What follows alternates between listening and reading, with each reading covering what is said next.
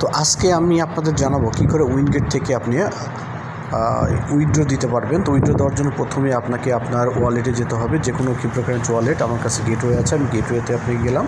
Gateway থেকে পুলের যে অ্যাড্রেসটা, এই অ্যাড্রেসটা জাস্ট আপনি এটা কপি করবেন। কপি করে নিয়ে আপনি আবার উইনগেটে চলে যাবেন। উইনগেট যাওয়ার পরে আপনি উইনগেটের উইথড্র অপশানে যাবেন। উইথড্র অপশানে যাওয়ার পরে আপনি মিনিমাম 10টা তুলতে পারবেন, ম্যাক্সিমাম 10টা তুলতে পারবেন।